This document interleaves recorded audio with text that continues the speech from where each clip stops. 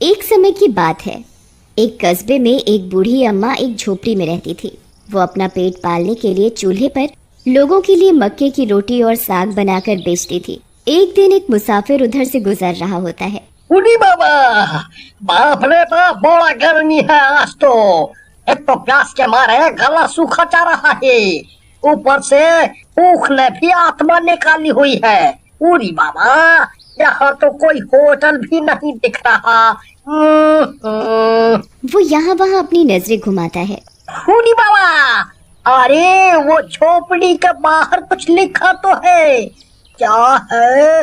गरम गरम मक्के की रोटी ते साग खाओ, जितने बने उतने पैसे दे जाओ। सही है दादा, और क्या चाहिए? चलो आज यही ट्राई करते हैं। मुसाफिर उस अम्मा के पास जाता है और कहता है, अरे अम्मा, जरा पानी मिलेगा क्या? हाँ, प्यास लगी है बहुत। हाँ बेटा, क्यों नहीं। भला इतनी गर्मी में भी पानी को कौन मना करेगा। अभी लाती हूँ। अम्मा धीमे धीमे अंदर जाती हैं और मटके से लोटे में पानी भर लाती हैं। मुसाफिर पानी पी लेता है।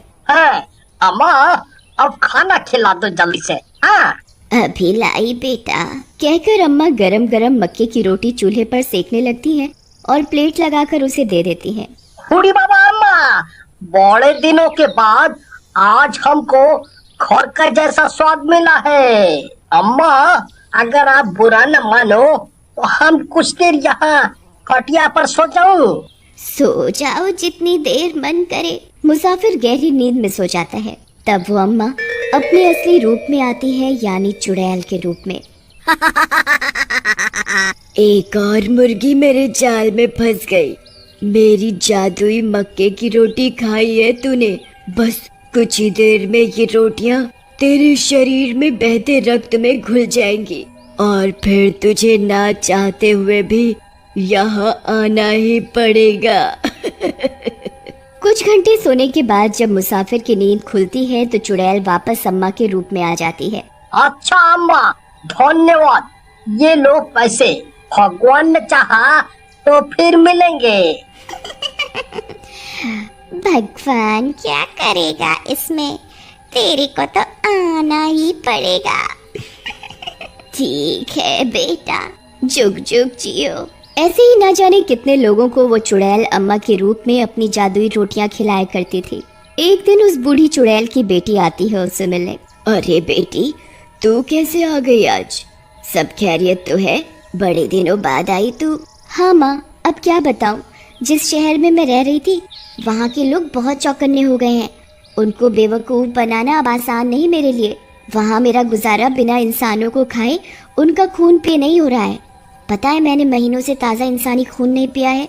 बेटी, तू ही तो जिद करके गई थी शहर, वरना इस कस्बे में भी शिकार कम नहीं है। रोज 2-4 फंसी जाते हैं। ऐसा तू क्या करती है जो लोग खुद चल के मौत के मुंह में आते हैं? बस देखते रह तू, तेरे सामने किसी को बलि का बकरा बनाती हूँ। तभी वहाँ उसी कस्बे में रहने वाला एक व्यक्ति राका आता है। उसे आता देखते ही वो दोनों इंसानी रूप ले लेती हैं। और माँ, जल्दी से मक्के की रोटी साग के साथ ला दो।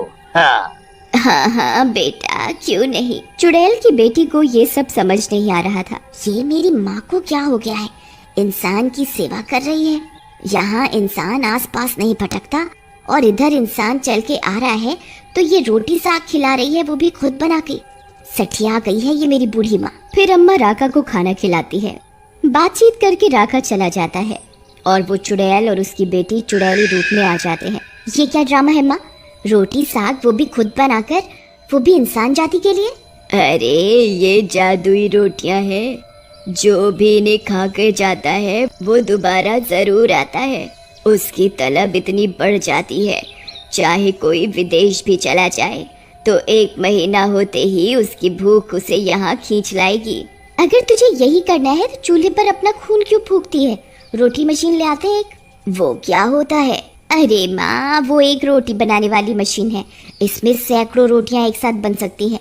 चूल्हे पर जितनी तू हफ्ते भर में बना पाएगी उतनी 1 घंटे में बन जाएगी। पर तेरा ये काम सही लगा मुझे। अब मैं भी यहीं रहूंगी।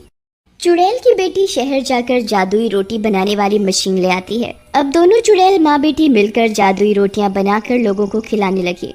चुड़ैल की बेटी ने शहर तक जादुई रोटियों का प्रचार फैला दिया। अब चुड़ैल और उसकी बेटी के पास रोज के 15-20 लोग आने लगे और उनकी जादुई मक्के की रोटियों के जाल में फंसने लगे। करीब करीब 1 महीना हो जाता है।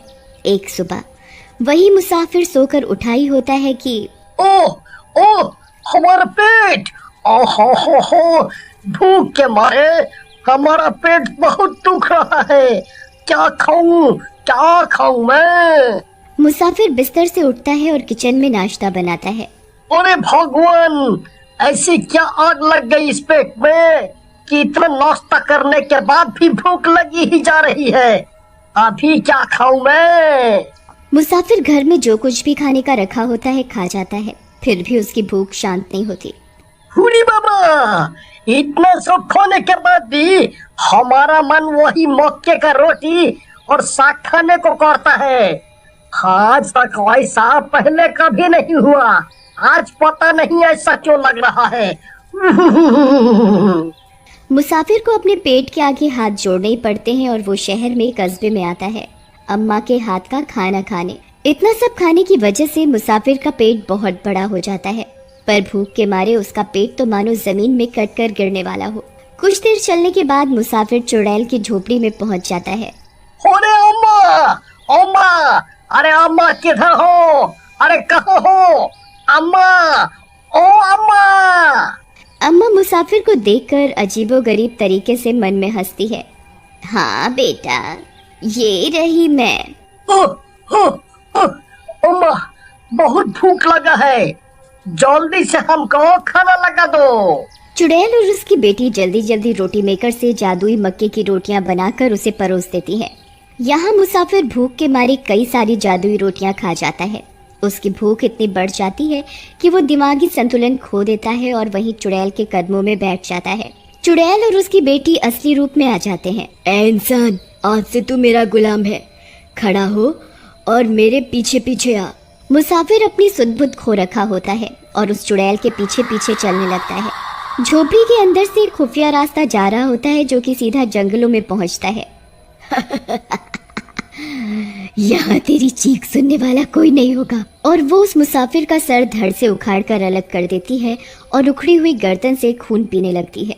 लोग गायब हो रहे हैं, ये पूरे कस्बे और आसपास के शहरों में बात जाने लगी। रात जंगल में फिर से एक बिना सर का धड़ पाया गया। सोच कभी मैं भी जाऊं और तुझे मेरे धड़ की खबर सुनने को मिले। तुम्हारी हरकतें ऐसी हैं कि तुम्हें तो यमराज भी आधे रास्ते से ही वापस छोड़ जाएगा परेशान होकर। अब अमावस्या की रात आती है। आज रात को तो पूजा होनी है और इंसान की बलि देनी है, पर कहाँ से लाएंगे इंसान हम? लालच में आकर हम रोज के शिकार खा डालते हैं। कोई नहीं, मेरे पास एक तरकीब है, चलो। चुड़ैल अपनी झोपड़ी के बाहर बोर्ड में लिखती है, जी भर खाओ मौज उड़ाओ पर सिर्फ आज रात। फ्री में खाने का सुनकर कस्बे के वे सब लोग जिनकी तलब जगी पड़ी थी वे लोग आने लगते हैं। चुड़ैल और उसकी बेटी रोटी मेकर से कुछ ही घंटों में सबके लिए जादुई रोटियां बना लाती हैं और वे सब सुध-बुध खोकर चुड़ैल के पीछे जंगल में पहुंच जाते हैं। मैंने कहा था ना, मेरी जादुई रोटियां कितने कमाल की हैं। वाह माँ, मानना पड़ेगा तुझे। फिर दोनों माँ बेटी जोर जोर से हंसने लगती हैं। चुड़ैल पूजा की तैयारी करती है और सब लोगों को बलि देने के लिए नीचे मुंह करवा कर बैठा देती है। ओह मेरी चुड़ैलो, आ जाओ, उस दुनिया से आज इस दुनिया में आ जाओ। आज अमावस की रात हमारे लिए कितनी खास होती है, आओ जल्दी आओ। दोनों चुड़ैल माँ बेटी मिलकर आवाहन करती हैं। तभी आसमान से कुछ चुड़ैलें जमीन पर उतरने लगती हैं। अरे तूने तो इंसानों की फौज ही लगा दी आज। सब जादुई रोटियों का कमाल है। चलो अब जल्दी से पूजा खत्म करके फिर बलि चढ़ाते हैं, समय कम रह गया है। अकस्मात से उस रात कस्बे का प्रधान उस जंगल में पहुंच जाता है और ये घटना छुपकर देख रहा होता है। इधर सब चुड़ैल मिलकर उन गुलाम लोगों की बलि देकर उनका खून पीने लगती हैं। अरे बाप रे, चुड़ैल, कस्बे में चुड़ैल, वो भी झोली भर के। इतनी चुड़ैल देखकर तो लगता है चुड़ैल उनकी बारिश हुई हो। मुझे यहाँ से निकलना होगा, वरना मुझे यहाँ इन भूतनियों ने देख लिया तो मेरा भी राम नाम सत्य पक्का है। इधर चुड़ैल मिलकर उन लोगों का खून पी रही थी। इससे पहले कि कोई हमें असली रूप में देखे, हमें वापस झोपड़ी में चले जाना चाहिए। प्रधान लड़खड़ाता गिरता पड़ता घर पहुंचता है। अगले दिन से अम्मा और उसकी बेटी वापस मक्के की जादुई रोटियां बेचनी शुरू कर देती हैं। आखिर वो चुड़ैल यहाँ आई कैसे?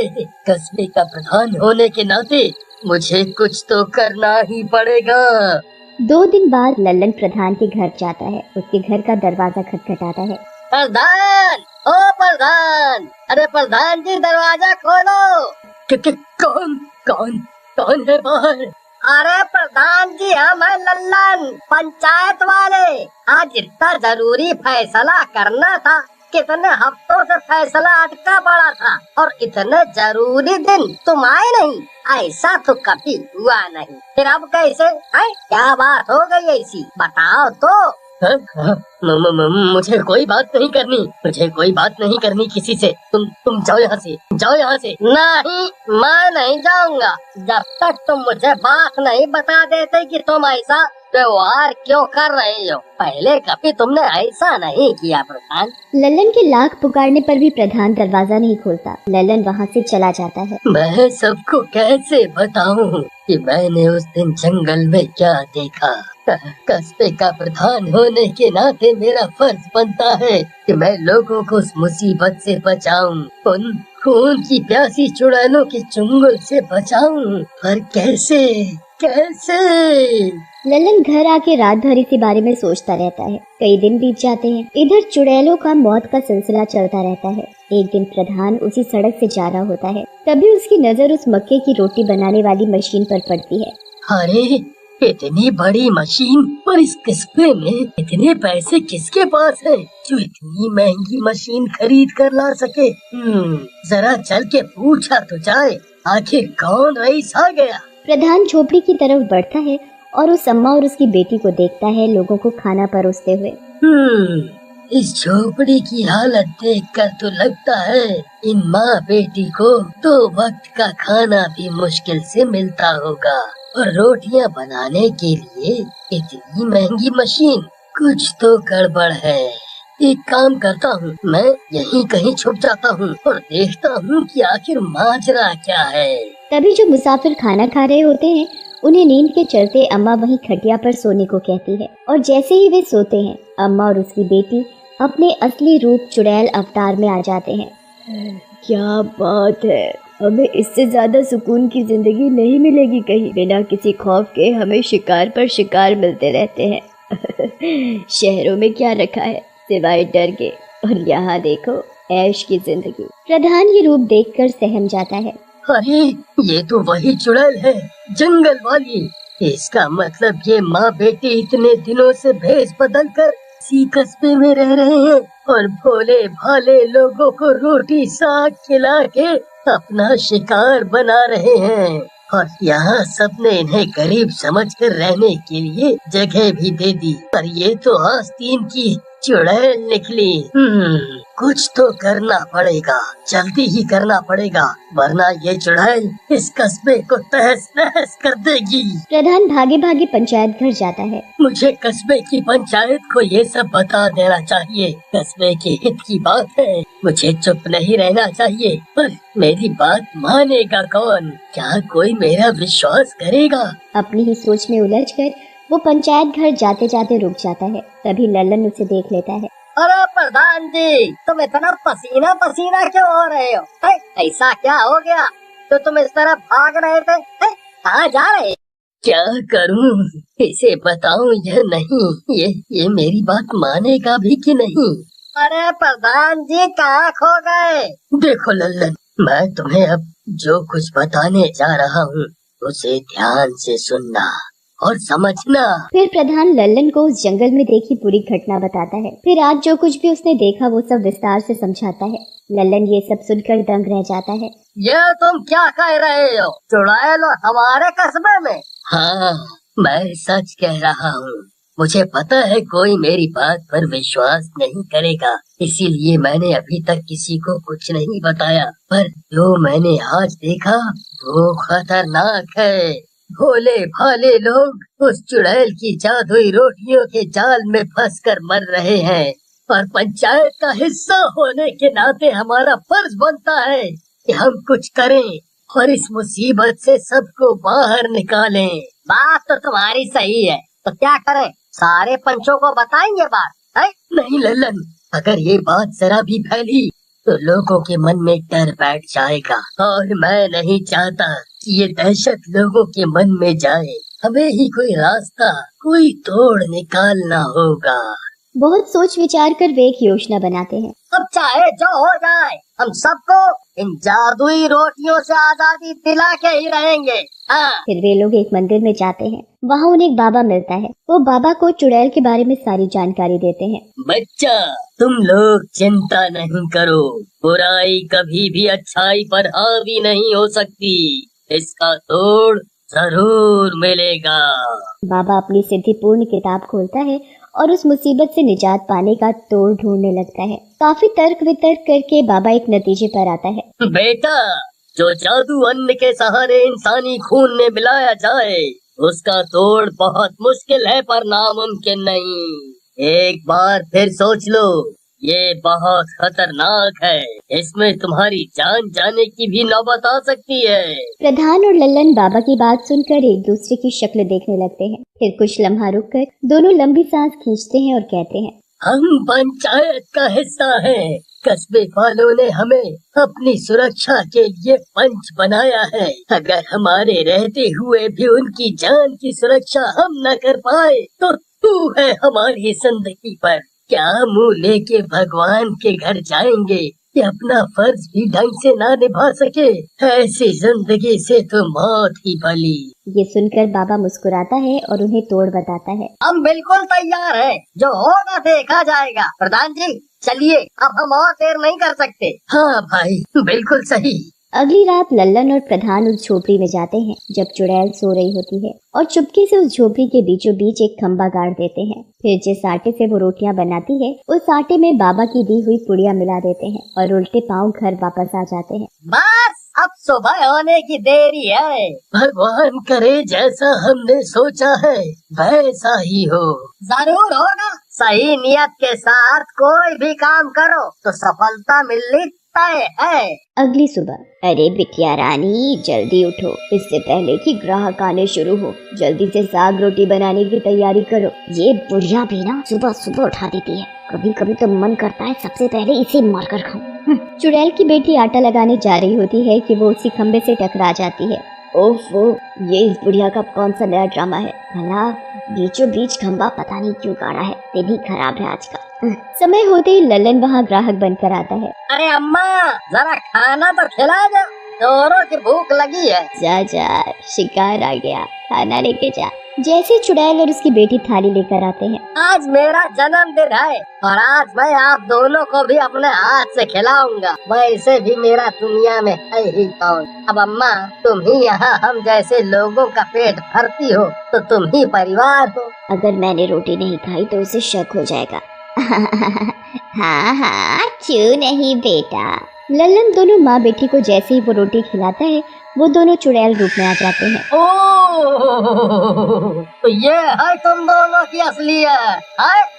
ये तूने अच्छा नहीं किया, अब तूने असली रूप देख ही लिया है, तो समझ कि तेरा क्या होगा। तभी प्रधान वहाँ जाता है। अरे हमारा क्या होगा ये बात की बात है, पहले तू अपना देख हैवान चुड़ैल। और दोनों मिलकर चुड़ैल माँ बेटी को उस खम्बे की तरफ धकेल देते हैं। वो खम्बा सिद्धि ताकतों से पवित्र करके लाया गया था। जादुई रोटियों में मिली भस्म से चुड़ैल कमजोर पड़ जाती है और खम्बे में टकराने की वजह से वो हमेशा के लिए उसी में कैद हो जाती है।